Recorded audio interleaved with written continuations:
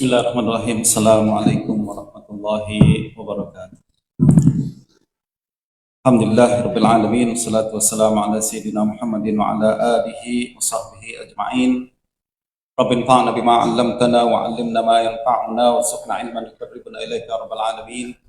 Allahumma faqqihna fid din wa 'allimna ta'wil wa ta'alaina futuhal 'arifin bika rabbal alamin. Wala haula wala quwwata illa billahil 'aliyyil 'azim. Yang saya hormati pengurus majelis, Pak Prof. Aji dan Ibu Dr. Nofrida dan Ibu Profesor Madya Dr. Ari Kamayanti, Ustaz Dr. Azizul, Ustaz Hafiz, rekan-rekan pensyarah dan para hadirin sekalian dirahmati Allah Subhanahu wa taala. Alhamdulillah, pada hari ini kita menyambut tamu besar rombongan kita dari Indonesia. Kami ucapkan ahlan wa sahlan, selamat datang, dan semoga nyaman dan selesa. Orang Malaysia sebutnya selesa, maknanya nyaman. Oh, saya beritahu sebab kadang waktu saya pertama kali datang Malaysia pun selesa itu apa maknanya? Nah, jadi saya terjemahkan lah banyak-banyak bahasa-bahasa tertentu. Oke, semoga selesa dan nyaman tinggal di Sabah. Dan pesan saya adalah jangan lupa try seafood di Sabah. Seafood di Sabah memang cakep, katanya ya. Awesome. Dan dan juga pemandangan-pemandangan yang ada di Sabah ini sangat-sangat menarik. Terutamanya nanti Prof, Dokter boleh try Kundasang. Udah pergi Kundasang belum? Belum, kena pergi. Orang datang ke Sabah tak pergi Kundasang, maknanya belum datang Sabah. Nah, jadi kena datang ke Kundasang, kemudian kalau ada masa lagi pergi ke Sempurna. Nah, Sempurna satu kepulauan yang cukup cantik. Kalau nak pergi ke Sempurna, ajak saya belum pergi juga ke Sempurna. Oke. Pada hari ini tuan-tuan dan puan sekalian, rekan-rekan sekalian rahmati Allah Subhanahu wa taala, kita sangat bergembira dengan kehadiran rombongan dari Indonesia untuk kita sama-sama belajar, mendapatkan input-input dan maklumat baru yang insya Allah berguna dalam perkembangan research dan juga penyelidikan. Kalau di sini disebutnya penyelidikan, Bapak Dr. Prof ya. Kalau di Indonesia penelitian kan, penelitian. Kalau di sini sebutnya penyelidikan. Tapi kalau di Indonesia ucapan penyelidikan itu maknanya berkaitan dengan polisi, ada kriminal, misalkan, ya kan? Ya, jadi ada sedikit perbedaan. Jadi kalau kita sebut saya datang ke Indonesia nak buat penyelidikan, ada siapa yang terbunuh ke? Ada orang mati kena tembak ke? Jadi perbedaan antara penelitian dengan penyelidikan sebenarnya beda kalimat tapi maksud yang sama. Oke, tadi kita telah mendengarkan dengan khusyuk pembentangan daripada Prof. Aji berkenaan dengan kenusantaraan, dan kita telah berkeliling Nusantara dan juga mengenal berkenaan dengan tokoh besar yang ada di Nusantara dan pengaruh pemikiran mereka. Saya nak bawa perbahasan kita pada hari ini kepada peringkat yang global dan terutamanya berkaitan dengan ilmu yang lebih spesifik, yaitu ilmu hadis. Ya, dan slide ini pun saya ambil sebenarnya daripada buku saya yang tajuk Kebangkitan Ilmu Hadis, dan hanya saya siapkan dalam 3 hari ini je. Jadi kalau nanti nampak persembahan saya, slide saya tak secantik Prof. Aji tadi, janganlah heran sedikit lah, ya, sebab perbezaan masa yang luaslah untuk menyiapkan slide ini. Pertama-tama, apa yang saya nak sebutkan sekarang adalah ilmu hadis mengalami sejarah yang cukup panjang. Dia bukan berjalan linear saja, lurus saja, akan tapi dia lebih kepada bentuk inverted U, kata orang kampung saya di Bekasi. Jadi huruf U terbalik macam tu. Jadi mula dari bawah, kemudian naik, kemudian turun semula. Dan pada abad 14, bermula pada abad 15 Masehi, ilmu hadis memasuki satu fasa yang disebut sebagai fasa kejumudan. Kejumudan maknanya stagnan, dan tak ada pergerakan perkembangan besar dan sumbangan besar dalam ilmu hadis. Tapi menariknya, memasuki abad 20 Hijrah, abad 20 modern pada hari ini, kita menyaksikan kebangkitan semula kajian-kajian yang berkenaan dengan ilmu hadis nih. Bahkan ramai pengkaji yang mengatakan abad 20 adalah permulaan untuk satu kebangkitan dalam kajian ilmu hadis atau Islam atau hadis. Nah, soalan kita adalah yang hendak saya sampaikan pada hari ini dan kita bincang sama-sama adalah mengapa dan bagaimana kebangkitan ini boleh berlaku. Nah, perbahasan saya akan dibagi menjadi 4 bagian, akan tetapi memandangkan masa yang mungkin tak mencukupi, kita tengok saya rasa poin yang terakhir tu mungkin tak sempatlah saya bincangkan. Poin yang ketiga dan keempat mungkin saya tak sempat bincangkan. Kita akan fokus kepada sejarah ringkas ilmu hadis dan kemudian kita akan berbincang mengapa dan bagaimana faktor apa saja yang menyumbang kepada kebangkitan ilmu hadis sehingga kita melihat pada hari ini perbahasan hadis menjadi satu perbahasan yang sangat banyak diperbincangkan. Nah, pertama-tama tuan-tuan, kita kena tengok berkenaan dengan sejarah ilmu hadis.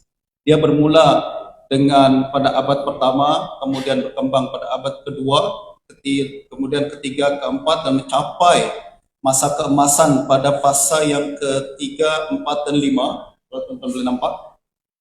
Akan tapi sekali lagi dia memasuki masa kejumudan atau marhalah al-jumud pada selepas abad 9 hingga abad 14 Hijrah atau bersamaan dengan abad 15 Masehi hingga abad 20 Masehi.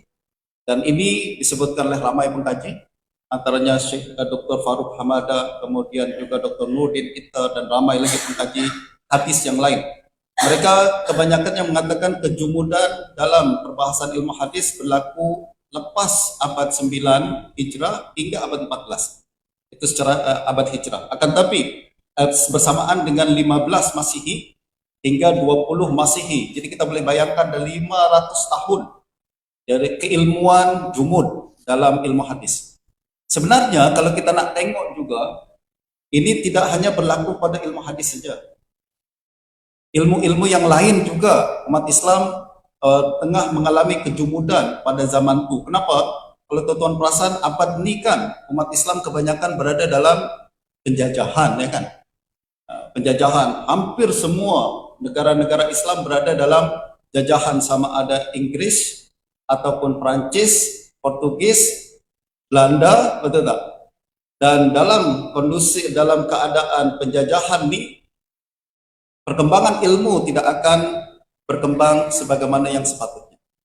Justru tidak heran apabila pada abad ini kita mengalami kejumudan dalam perbahasan dalam ilmu agama dan terutamanya dalam ilmu hadis yang jadi fokus kita pada hari ini. Nah, pada fasa kejumudan ada tanda-tanda kita boleh mengatakan pada zaman itu ilmu hadis berada dalam kejumudan. Apa tanda dia? Pertama, kitab-kitab hadis dibaca hanya untuk keberkatan dan menolak bala. Jadi ilmu hadis yang dulu canggih, Imam Bukhari bincang berkenaan dengan kesahihan begitu detail dalam, ya tak? Akan tapi pada masa kejumudan ini, perbahasan ilmu hadis tak banyak macam tu. Tak ada lagi perbincangan berkenaan dengan fulan siqah tak siqah, ada illah dalam hadis, kemudian apakah hadis ini sahih atau tak sahih. Karena kitab hadis pada zaman itu kebanyakan untuk dibaca untuk berkat saja.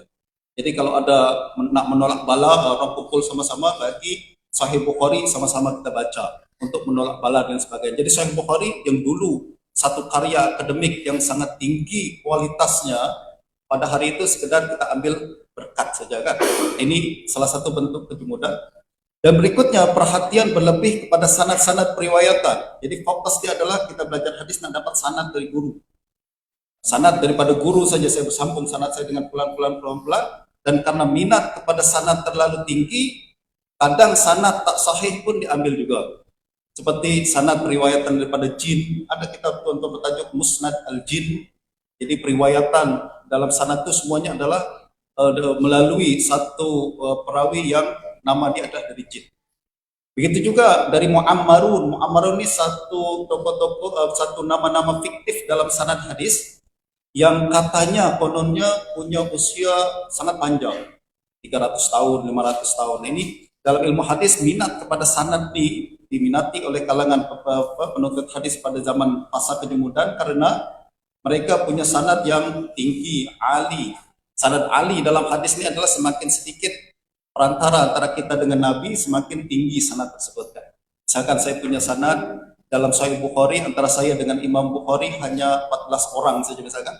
Tiba-tiba saya pergi ke Johor, jumpa Syekh, dikatakan sanad saya antara saya dengan Bukhari hanya 10 orang saja, maknanya itu sanad lebih tinggi. Itu diminati dalam kalangan al-hadis, dia minat kepada sanad-sanad macam ini, tapi kurang berminat kepada kandungan dan bahasan hadis yang lebih detail. Dan pada fasa jumud ini, karya dalam ilmu hadis hanya berbentuk buku-buku syarah dan mukhtasarat saja. Syarah hadis banyak, dan ringkasan-ringkasan. Jadi buku ini dulu diringkaskan, kemudian disyarahkan, ringkaskan lagi, sarahkan lagi, tentu kan. Jadi hanya sekedar permainan perkataan saja. Tak ada perbahasan yang mendalam, yang kreatif untuk mengeluarkan kaedah baru, penemuan baru dan lain sebagainya. Ini semua indikator kepada apa yang kita sebut sebagai faktor tanda-tanda kejujuran dalam perbahasan ilmu hadis. Nah, beralih pada abad 20, kita mendapati ramai ulama kita mengatakan bahwa pada masa abad 20 ini sudah banyak minat para pengkaji kepada ilmu hadis, dan kemudian mereka telah menerbitkan buku-buku yang berat-berat dalam ilmu hadis, dan mulai ada perbincangan yang berat-berat dan mendalam mengenai ilmu hadis, sehingga kita boleh kata dengan fenomena macam itu bahwa kebangkitan ilmu hadis telah bermula. Ini dikatakan oleh Syekh Abdullah Al-Qumari, begitu juga dikatakan oleh Syekh Abu Ishaq Al-Huwaini. Beliau mengatakan pada 10 tahun belakangan, jadi awal abad 20 ini, telah berlaku nahdah hadisiyah, dan salah satu indikasinya yang terpenting ialah penerbitan buku-buku hadis bersanad dan risalah-risalah kecil tentang hadis, sehingga saya layak mengatakan bahwa bilangan buku yang telah dicetak dalam 10 tahun terakhir lebih banyak berbanding buku-buku yang telah dicetak dalam 100 tahun yang lepas. Jadi minat kepada hadis begitu banyak, terlihat daripada banyaknya penerbitan dan para pembeli yang ingin membeli dan memiliki buku-buku tersebut. Ya, semuanya berkaitan dengan ilmu hadis, sehingga ini menjadi satu indikasi bahwa ilmu hadis akan telah memasuki satu era baru. Mereka telah meninggalkan era jumud pada era kebangkitan yang baru. Nah, soalannya adalah kenapa fasa baru ini bermula, dan bagaimana fasa baru ini bermula?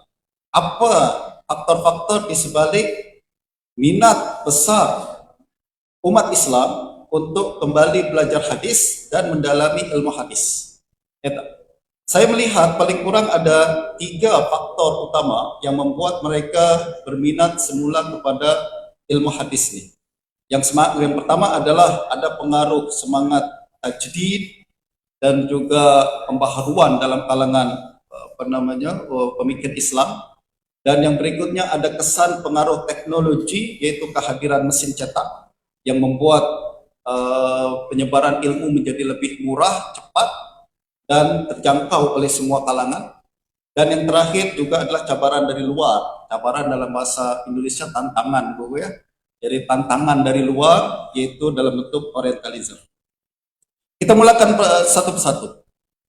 Nah, salah satu faktor utama kenapa orang minat belajar kepada hadis pada abad 20 adalah karena sudah ada angin perubahan. Jadi selepas umat Islam berada dalam kejumudan 500 tahun, tentulah kita ada masanya untuk terbangun semula, kan. Dan orang-orang yang berusaha untuk membangunkan umat ini kita sebut sebagai pembaharu, mujaddid, atau juga sebagai seorang reformasi. Nah, kalau kita perhatikan pada antara abad 15 tadi, umat Islam berada dalam penyugunan ilmu dan keterbelakangan politik dan ekonomi. Pada masa yang sama, Eropa mengalami kebangkitan dalam berbagai bidang. Nah, sebagian dunia Islam pada waktu itu berada dalam jajahan, dunia Eropa karena kita berada dalam inferior condition, kita berada dalam keadaan yang rendah berbanding orang Eropa, sehingga Eropa datang ke tempat kita tak mampu untuk melawan mereka. Nah, pertempuran antara budaya Barat dan Timur yang disebabkan oleh kolonialisasi ini membuat tokoh-tokoh Islam sedar untuk kepentingan memulakan pembaharuan dalam kehidupan beragama umat Islam. Jadi kalau kita perhatikan pada abad 19, 20 sudah mulai ada pemikir-pemikir baru yang ingin membawa tajdid dan berusaha untuk mengeluarkan umat Islam daripada penjajahan dan merubah mindset umat Islam agar mereka berpikir lebih tinggi daripada sekedar apa yang berlaku pada hari ini. Nah, dalam tajdid, dalam pembaharuan, sunnah menjadi salah satu elemen yang paling penting. Kenapa? Sebab kalau ingin rubah mindset umat Islam, maka kita kena ajak mereka untuk kembali kepada Al-Quran, kembali kepada sunnah. Kemudian pemikiran-pemikiran, hasil produk pemikiran ulama ataupun kalangan terdahulu mesti semak semula dengan kembali kepada Quran dan sunnah. Ya tak? Itu sebabnya sunnah memainkan peranan yang penting. Itu justru perbahasan setiap orang yang terkenal sebagai pembaharu, terkenal sebagai seorang yang ingin membawa reformasi dalam kalangan masyarakat, mereka akan kembali kepada Quran, sunnah, dan sunnah pun mereka akan bincangkan mana sunnah sahih atau tak sahih. Sebab di kalangan apabila pada masa Jumud tu hadis-hadis palsu munkar sangat tersebar. Kenapa? Tak ada yang punya kemahiran untuk membezakan ni hadis sahih tak sahih. Tapi apabila para pembaharu ingin membuat perubahan mindset, perubahan sosiopolitik dan ekonomi, mindset itu kena dimulakan dengan penyucian. Tadi Prophet pun telah sebutkan berkenaan dengan penyucian. Di penyucian pemikiran mesti bermula kembali kepada sumber yang murni, yaitu Quran, sunnah yang sahih.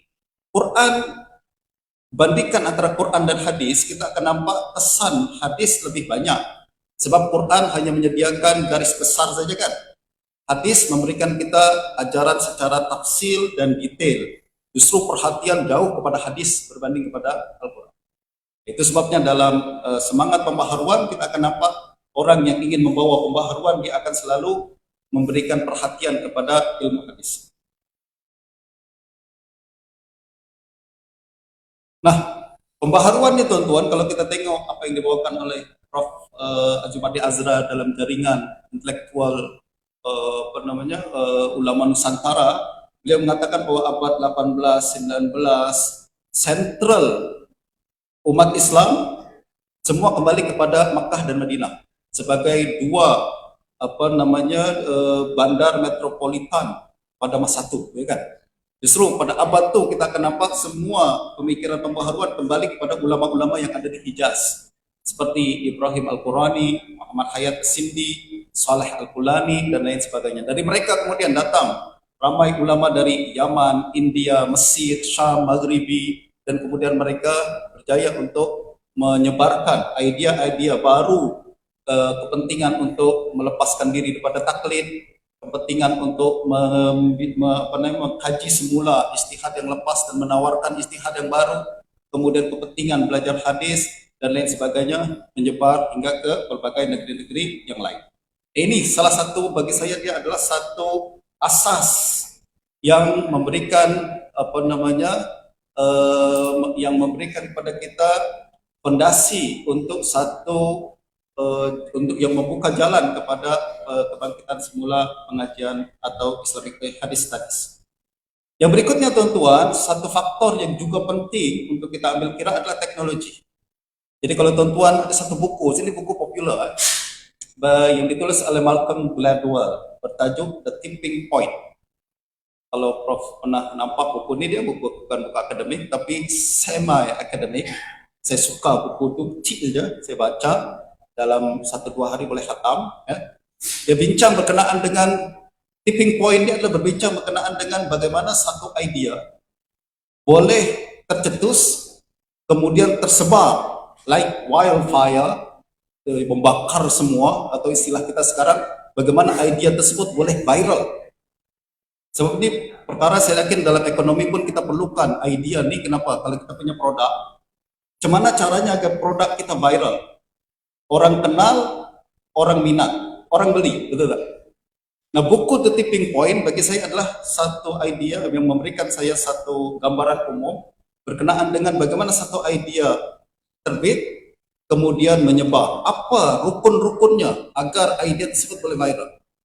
Salah satunya adalah dia katakan yang pertama mesti ada the sticky message. Message itu sendiri menarik. Kalau message dia tak menarik, tak akan viral. Tak. Unik. Nah, yang kedua mesti ada orang yang sebarkan. Yang mesti ada orang, agent yang sebarkan. Dan bagi saya dalam proses berkenaan dengan mengapa pengajian hadis boleh viral, istilah kita sekarang, boleh diminati semula dan bangkit semula adalah pertama message daripada para pembaharu itu sticky, sangat menarik, orang dengar pun minat, dengar minat. Kenapa? Sebab semuanya beralih kepada satu poin, yaitu kita kena keluar daripada kumpulan dari keadaan terpuruk pada hari ini. Betul tak? Semua tertarik. Saya yakin semua kalau bincang sekarang kita tengah miskin, lalu nak kaya tak confirm dia nak kaya kan? Sebab ingin keluar daripada keterpurukan. Yang berikutnya, poin yang lebih message tersebut tak akan tersebar begitu saja, tapi mesti ada teknologi yang membantu message ini tersebar ke kalangan yang lebih luas. Nah, dalam kes ini saya rasa kehadiran mesin cetak adalah satu rukun tipping point yang membuat ilmu hadis semakin diminati dan tersebar di seluruh dunia dan makin semula. Masalahnya tuan-tuan, mesin cetak nih, kenapa macam itu? Sebab mesin cetak nih sebelum, masa saya sudah habis kan? Saya masih berapa? 30 menit ya? Sebelum dibagi saya dah tahu dah. Nah, sebelum zaman modern, orang menulis buku ini perlu masa panjang. Sebab guru kena imla, murid kena tulis, kemudian belum lagi binding lah, lain sebagainya dengan manual. Jadi satu buku susah nak buat dan perlu masa yang banyak, harga pun tinggi. Dan buku susah akhirnya, sekelit di kalangan ulama pun susah mendapat buku, apalagi orang awam. Nah, dengan kehadiran mesin cetak, semua itu berubah, buku boleh didapatkan dengan murah, dan bukan hanya kalangan elit yang boleh baca buku itu, masyarakat awam pun boleh. Nah, kehadiran mesin cetak telah menjadi revolusi dalam percetakan buku sekaligus penyebaran idea dalam kalangan masyarakat. Bayangkan, idea pembaharuan kemudian disebarkan dengan teknologi yang paling hebat pada masa itu, ya tak? Itu mesin cetak. Kalau sekarang ada internet dan sebagainya, dulu mesin cetak itu yang paling hebat. Maka dia akan viral di kalangan masyarakat.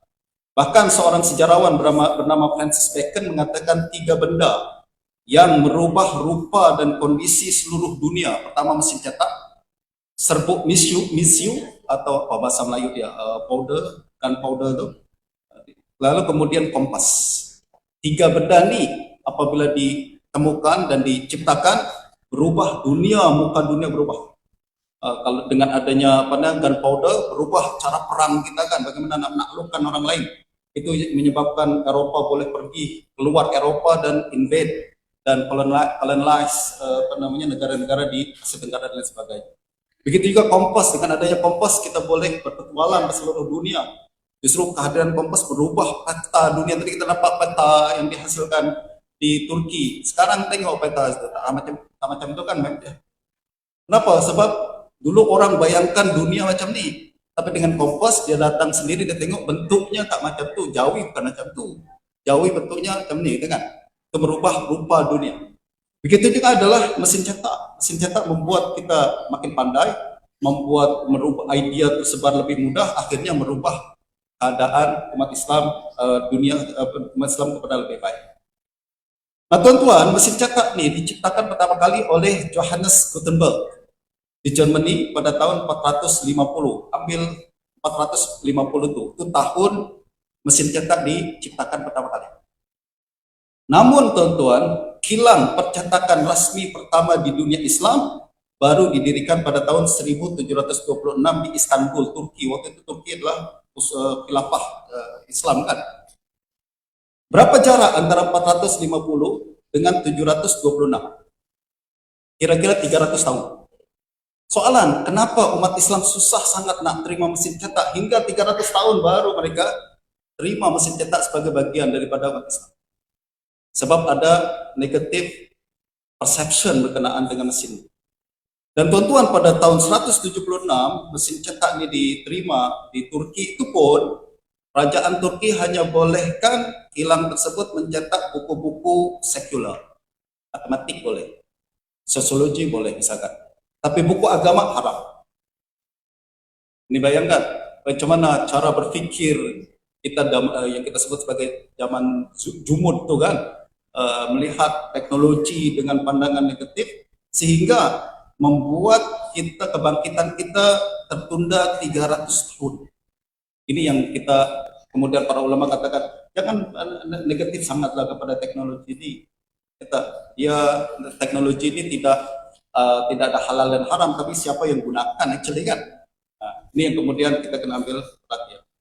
Nah, menariknya lagi tuan-tuan, apabila mesin cetak masuk ke Mesir pada tahun 18-an, pada tahun abad 19-an, ini yang ulama Mesir yang sangat akomodatif, mereka benarkan mesin cetak mencetak buku-buku agama. Dan dengan israf atau seliaan daripada ulama Azhar, menunjukkan ulama Azhar waktu itu pikir progresif. Mereka benarkan mesin cetak mencetak buku agama, dan editor di kilang-kilang penerbitan ini adalah ulama-ulama Azhar yang hebat. Itu sebabnya kitab-kitab yang diterbitkan di Bulaq pada masa itu adalah kitab yang kualiti tinggi, jarang ada kesilapan, jarang ada yang gugur dan lain sebagainya. Kan?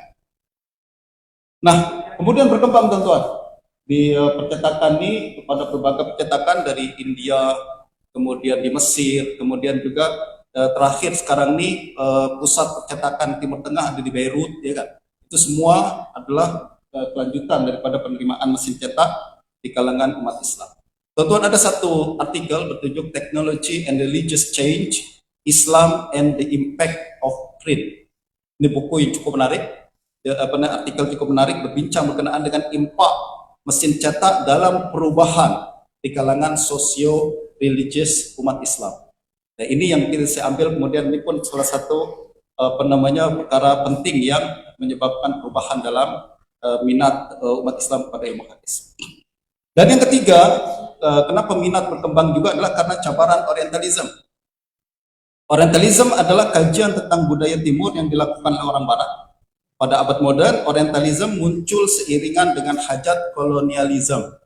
Jadi asalnya minat untuk belajar perkara-perkara timur, tapi berikutnya Orientalism menjadi alat kolonialisme untuk paham bangsa-bangsa yang dijajah, bagaimana mereka boleh kekalkan penjajahan itu. Itu sebabnya Orientalism selari dengan kolonialisme. Nah, itu sebabnya kemudian kajian-kajian berkenaan dengan yang dihasilkan oleh orientalis pada zaman itu bias dan juga punya sifat Eropa sentris, ya kan? Mereka tengok orang lain dan nilai perkara tersebut dengan nilai-nilai mereka. Dalam hadis, tokoh orientalis terawal yang melakukan kajian tentang hadis ialah Alois Sprenger, diikuti oleh Ignaz Goldziher, Joseph Schacht, dan lain-lain sebagainya. Orang ini kemudian, mereka ini yang kemudian hasilkan kajian-kajian dan dapat memberikan dapatan-dapatan yang kontroversi, yang tak selari dengan kepahaman kita berkenaan dengan hadis. Ini yang kemudian melahirkan resisten dari kalangan ulama kita. Karena mereka cetuskan keraguan, para ulama terpaksa kaji lalu menjawab keraguan tersebut. Nah, kajian itu yang kemudian membangkitkan semula kajian berkenaan dengan ilmu hadis. Nah, orang yang paling penting dalam usaha mengkritik orientalis dimulakan oleh Mustafa Sibai dengan tesis dia As-Sunnah wa Makanatuha fi Tasyri' al-Islami, buku yang sangat cantik. Lalu kemudian diikuti oleh berbagai buku-buku yang lain seperti As-Sunnah qabla Tadwin oleh Ajaz Khatib, kemudian Abu Syuhbah, Mustafa Azami, dan lain-lain sebagainya. Ini salah satu bentuk kebangkitan dan kajian banyaknya kajian berkenaan dengan ilmu hadis. Nah, itu dia 3 faktor utama teman-teman yang menyebabkan di sebalik kebangkitan kajian hadis pada abad. Kalau kita tengok kebangkitan tersebut dalam 1 menit nih, alamak, Sudah masa tamat dah, bukan 1 menit.